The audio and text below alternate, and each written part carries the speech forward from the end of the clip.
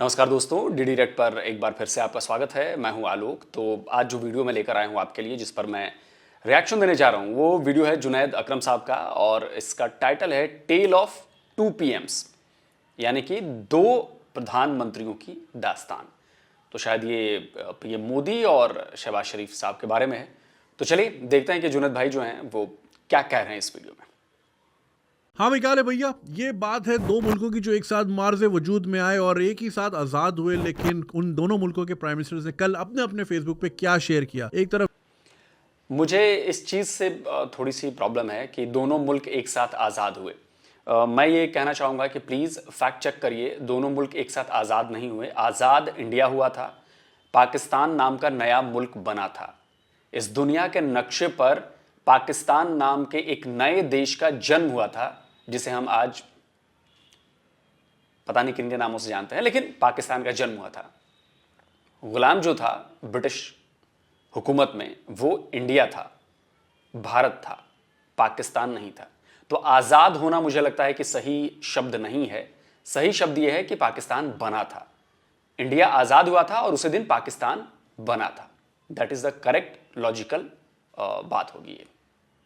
नरेंद्र मोदी ने शेयर किया, आईएसआरओ को कांग्रेचुलेट किया कि वो कमर्शियल 36 सैटेलाइट्स लेके स्पेस में गए। दूसरी तरफ मियां शहबाज शरीफ के फेसबुक पे क्या था, आटे की लाइन का जायजा ले रहे हैं कि आटा सही रेट पे मिल रहा है कि नहीं। और वो भी जो आटा है उसकी रिपोर्ट आई है वो जानवरों को खिलाने वाला होता है, जो यहाँ पे इंसान खा रहे हैं। अब ये रातों रात नहीं हुआ है, इसके लिए आपको 40-50 साल पीछे जाना पड़ेगा। मुल्कों ने अपनी अपनी तरजीहात सेट की होती है। शायद एक पॉइंट होगा कि इंडिया और पाकिस्तान एक ही पेज पे थे या एक ही दिशा में जा रहे थे, लेकिन वो फास्ट एंड द फ्यूरियस के सीन की तरह गाड़ियां अलग हो गई और हमने डिसाइड किया कि पूरी दुनिया की लड़ाइयां हम अकेले लड़ेंगे और पूरी दुनिया पे हम कब्जा करेंगे। दुनिया कमर्शियलाइजेशन की तरफ जा रही है, इंडस्ट्रियलाइजेशन की तरफ जा रही थी। हम जो है फैक्ट्रियां बंद करके जो है बस एक ही फैक्ट्री चलाने की कोशिश कर रहे थे। जिन दो भाइयों की, मुसलमान भाइयों की लड़ाइयां भी हमने जिम्मे ले ली कि हम लड़ लेते हैं, उनकी भी दोस्ती किसी और ने आके करा दी, खल्ली वल्ली, वो भी हमारा नलका बंद हो गया। तो भाई तरजीहात होती हैं तभी मुल्क आगे जाता है। 80s में इंडिया ने समझ लिया था, या उससे पहले से ही मिडिल क्लास पेरेंट्स को उन्होंने एम्पावर किया और मिडिल क्लास ने अपने बच्चे पढ़ाए, पेट काट काट के IIT भेजा। उसका शाखसाना आज आप देखते हैं माइक्रोसॉफ्ट, गूगल, एडोबी, हर जगह इंडियंस जो है अपनी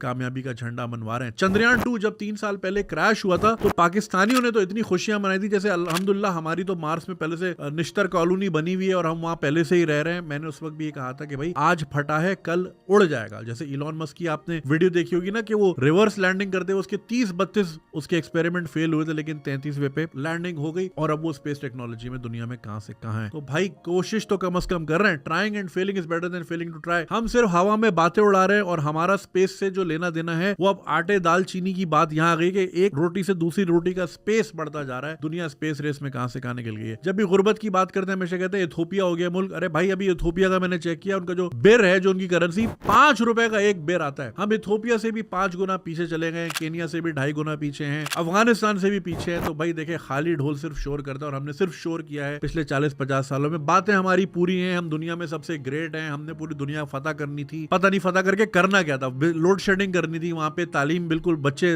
2 करोड़ बच्चे स्कूल से बाहर करने थे दुनिया फतह करके। करना क्या था ये गेम प्लान कभी आज तक समझाया नहीं हमें। खैर खाली ढोल ज्यादा शोर करते और हमने हमेशा शोर किया। पिछले 50 साल से अगर आप खबरें उठा लें, अखबार उठा लें, आपको वही चीजें मिलेंगी। ये 1973 का डॉन है जिसमें लिखा है कराची में डकैती और मगिंग बढ़ गई और आज भी हम वहीं के वहीं खड़े हैं। टैक्स एमनेस्टी के भी सुना कि आप कितनी कटिंग्स देखते हैं, वहीं के वहीं खड़े हैं। सियासी अदम इस्तेहकाम है, उस वक्त भी हुकूमतें गिर रही थी, आज भी हुकूमतें गिरी हुई हैं, नजरों से भी गिरी हुई हैं, काम में भी गिरी हुई हैं, परफॉर्मेंस में भी। कोई एक इंडिकेटर ऐसा नहीं है होप का। पहले कम से कम होप वाले गाने तराने बन जाते थे तो उम्मीद रहती थी, अब वो भी नहीं आते। ठीक है ना। फिर लोग मुझे एयरपोर्ट पे पकड़ कहते हैं यार आप मायूसी फैलाते हैं, बच्चों को कहते हैं पाकिस्तान से बाहर चले जाए। अरे पाकिस्तान में रहने का कोई वजह तो बताएं, कोई एक इंडिकेटर दे दे कि भाई ये एजुकेशन की पॉलिसी है। मैं मानता हूं इसको 30 से 40 साल लगेंगे। अगर आज हमने डायरेक्शन सही की, 40 साल बाद रिजल्ट आएगा, मगर मुझे वो आज तो दिखाओ कि भाई हमने ये यूनिफाइड पॉलिसी बना ली, इसको कोई नहीं छेड़ेगा। जो हुकूमत आएगी इसको नहीं छेड़ सकती। या इंडस्ट्रियल पॉलिसी है, या एनवायरमेंट पॉलिसी है, या पॉपुलेशन मैनेजमेंट, कोई तो चीज बता, कोई टीवी चैनल। यही बात मैं अक्सर अपने वीडियोस में कहता हूं, तो पाकिस्तानी बड़े नाराज हो जाते हैं मेरे से। मेरे पास कमेंट्स आते हैं, मेल्स आती हैं, धमकियां आती हैं, जान से मार देंगे, तू बहुत बोलता है, तो हमारे पीछे क्यों पड़ा है, ऐसा है वैसा है। देखिए, अगर किसी बीमारी से ठीक होना है ना तो कड़वी दवाई बार बार पीनी पड़ती है, बार बार। और वो जो मैं देता हूं ना दवाई है। अगर आप उसे दवाई नहीं समझ रहे हैं, आप उसे जहर समझ रहे हैं, तो यकीन मानिए कि आगे आने वाले 50 साल 100 साल अगर पाकिस्तान रहा इसी रूप में, तो आपकी मुश्किल बढ़ती ही जाएगी, कम नहीं होगी। ये जितनी बातें जुनैद भाई ने कही है, सारी बातें मैं कहता हूं, सारी बातें। आप कुछ दिखाओ तो सही, एक दिन में रातों रात चीजें नहीं बदलती हैं, रातों रात एजुकेशन सिस्टम नहीं बदलता है। हमने कई दशक लगाए हैं यहां तक पहुंचने में, ये आज से नहीं है। और एजुकेशन के बारे में तो मैं कहूं कि शायद कई हजार साल लगाए हैं हमने यहां तक पहुंचने में, क्योंकि एजुकेशन पर आज से फोकस नहीं है। 30-40 साल से जो जुनैद भाई कह रहे हैं वो शायद मॉडर्न एजुकेशन की फोकस होगी, लेकिन हमारा फोकस एजुकेशन पर हजारों साल से है। शिक्षा बहुत जरूरी है, इसका उल्लेख महाभारत में मिलता है, इसका उल्लेख रामायण में मिलता है। जहां पर गुरुकुल चलते थे, बच्चों को पढ़ाया जाता था, वो चाहे राजा के बच्चे हों चाहे रंक के बच्चे हों, बच्चे वहां जाकर पढ़ते थे। उनको शास्त्रों की, लड़ाइयों की, हथियारों की, हर तरह की शिक्षा दी जाती थी। और वहां पे कोई राजा महाराजा नहीं होता था, वहां भी सब यूनिफाइड होते थे, सब बराबर ही होते थे वहां भी। तो यकीन मानिए कि अगर पाकिस्तान को वाकई, अगर पाकिस्तान का यूथ ये सोचता है कि उन्हें ठीक होना है, तो भाई ये कड़वी जली भुनी बातें सुननी पड़ेंगी, इनको समझनी पड़ेंगी और इनको हकीकत में उतारना पड़ेगा अपनी लाइफ में। तब जाकर आने वाले शायद 40-50 साल में आप कुछ ठीक हो पाओ। वो भी तब जब आज से काम वॉर लेवल पर शुरू करोगे तब। वरना चूरन, हर सरकार आती है, चूरन खिला रही है, चूरन आप खा रहे हो और चूरन खा के मस्त हो जी। हम तो पूरी दुनिया को फतह कर लेंगे, इंडिया तो हमारी जूती के नीचे है, हिंदुओं का तो यार वो बनिए हैं और हम 80 ग्रेट हैं, 1-10 पे भारी है। यही चलता रहेगा और चलता है, अभी तक आ ही रहा है, चलता हुआ। चैनल खोल ले, हर जगह एक ही चीज चल रही है, जमान पार्क पहुंचो, इस्लामाबाद निकलो, यही चल रहा है। तीसरी कोई बात ही नहीं है। आम आदमी की जिंदगी बेहतर लाने के लिए कोई बात नहीं हो रही और 1 बिलियन को हम तरस रहे हैं, जबकि हमारे पड़ोसी में ट्रिलियंस की इकोनॉमी है। यानी अगर आपके मोहल्ले में 2 अरबपति लोग रहते हैं और आप रोडपति हैं तो, और आप फिर चौड़े भी पूरे हैं, धमकियां भी आप पूरी लगाते हैं, तो भाई बेहतर ये है कि डंडा साइड में करके बंदा थोड़ा बात कर ले कि थोड़ा यार हमें भी सिखा दें। जिंदा रहेंगे तो मुल्क होगा भाई, इंसान होंगे तो मुल्क होगा भाई। तो इंसानों को रखने के लिए थोड़ा एहतमाम करने की जरूरत है कि हम जरा बात करें, सीखें कैसे कर रहे हैं, हम भी 2-4 पैसे कमा ले, हमारी आवाम भी थोड़ी सी इज्जत की जिंदगी गुजारने लग जाए। लेकिन शायद वही वाली बात है, प्रायोरिटीज हमें ना पहले समझ आई थी ना शायद अब समझ आ रही है। कांग्रेचुलेशंस टू इंडिया भाई, उनका आज स्पेस में 36 ले गया, कल को 350 ले जाएगा, क्या ही करेंगे भाई। ठीक है, जन्नत तक तो नहीं जाएगा ना, जन्नत तक तो हम जाएंगे भाई, यही कमेंट आ रहे होंगे नीचे खल्ली वल्ली। तो अफसोस होता है यार, सैड। दूसरी बात ये कि देखिए हमने इस तरह के कभी कोई ड्रामे भी नहीं बनाए ना जो इंस्पायर करे बच्चों को। आप मुझे बताएं 70 चैनलों में कोई एक साइंस का प्रोग्राम आता है इस मुल्क में? इस मुल्क का साइंस से कोई लेना देना ही नहीं है। कोई बच्चों का प्रोग्राम आता है, कोई क्विज कंपटीशन आता है, कुछ भी ना। ले देके एक ही आता है, वो भी रात 11 बजे आपका भाई शुरू कर रहा है, उसी में कोई 4 सवाल होते हैं, वरना उसके अलावा कुछ भी नहीं आता। ठीक है, मैं वो देख रहा था, टीवीएफ वालों ने पिक्चर्स 2013-14 में बनाया था, वो स्टार्टअप की दुनिया, स्टार्टअप का कल्चर, पिच कैसे होती है, ये कैसे होती है, वो 8-9 साल पहले वो चीज बना चुके। हमने आज तक ये बनाई नहीं क्योंकि हमारे यहाँ कल्चर नहीं। हमारे यहाँ वही ससुर का बहू से चक्कर है, बहू देवर को देख रही है, देवर उसको देख रहा है, बस यही चीजें चल रही है हमारे यहाँ। डायनामिक्स इसी तरह की है, काम की कोई बात नहीं, ना कोई अच्छा शो आता, ना कोई अच्छी कोई इंस्पायरिंग स्टोरी आती है। बस यही मंकी तमाशा लगा हुआ है और उसी का शाखसाना है कि आज हम लाइनों में खड़े हुए हैं और कल लाइनों में लेटे हुए होंगे भाई। पर यही फ्यूचर है हमारा। खैर अल्लाह हामी और नासिर, लेकिन वही ना, सब चीज अल्लाह पे भी तो नहीं छोड़नी ना। अल्लाह ने भी बोला है भाई ऊंट तुमने खुद बांधना है, हिफाजत मैं करूंगा। तो हम बांध नहीं रहे, देख रहे मौजूदा हो जाए। पिछले दिनों दोस्त का इत्तेफाक हुआ करीबी मस्जिद में, तो इमाम साहब ने कहा या अल्लाह कोई मौजूदा हो जाए पाकिस्तान में। हम मौजूदों पे बैठे हैं, मौजूदों का वेट कर रहे हैं, मौजूदों से काम नहीं चलता भाई। मौजूदा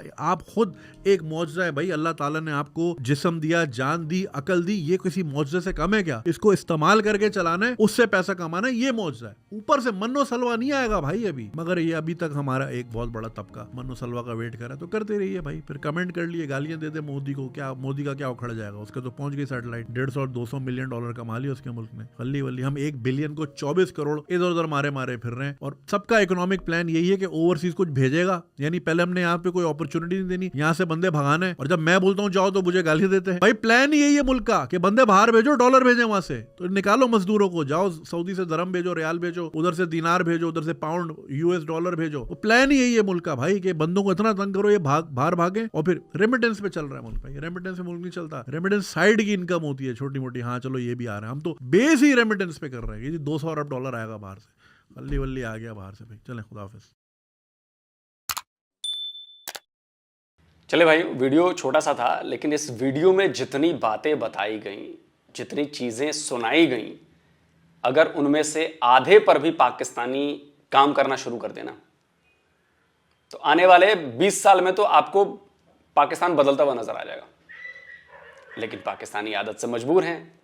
पाकिस्तानियों को तो लगता है कि ओह ऐसे कैसे, अच्छा ये कैसे, नहीं नहीं ऐसे नहीं होगा बॉस, ऐसे नहीं चलेगा। हम तो जी एटमी मुल्क हैं, हमारे पास एटमी पावर है, हम इंडिया को तबाह कर देंगे, हम इंडिया को बर्बाद कर देंगे, कश्मीर हम छीन कर रहेंगे।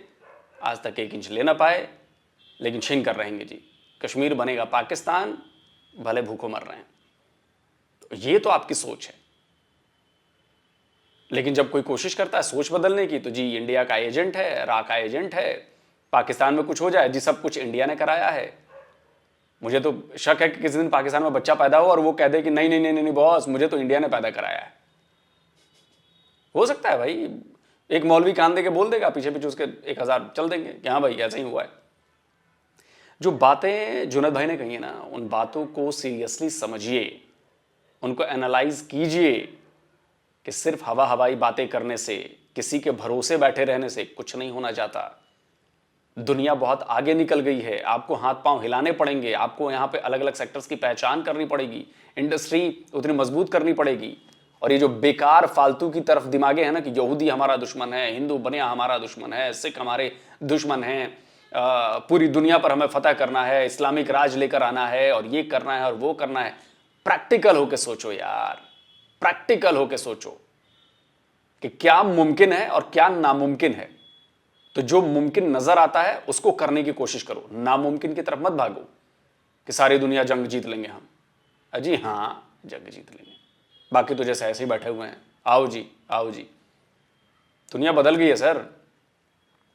और अगर आप दूसरों का बुरा सोचेंगे, दूसरों का बुरा करने की कोशिश करेंगे, तो आपके साथ बुरा होगा। और इसका जीता जागता उदाहरण पाकिस्तान है। 75 ईयर्स में उसने इंडिया का, यहूदियों का, हिंदुओं का बुरा करना चाहा, आज उसका खुद बुरा हो चुका है, तबाह बर्बाद हो चुका है।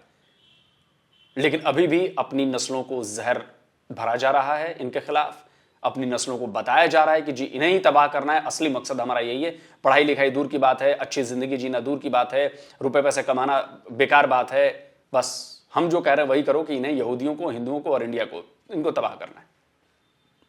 सब काफिर। तो इस घटिया मानसिकता से बाहर निकलिए, तभी भला होगा। वरना ठीक है, ठन ठन गोपाल बजाते रहिए, बाजा डफली बजाते रहिए, कशकोल लेकर घूमते रहिए, आटे के लिए मारामारी करते रहिए। जल्दी हाजिर होता हूं एक और नए वीडियो के साथ। नमस्कार, जय हिंद।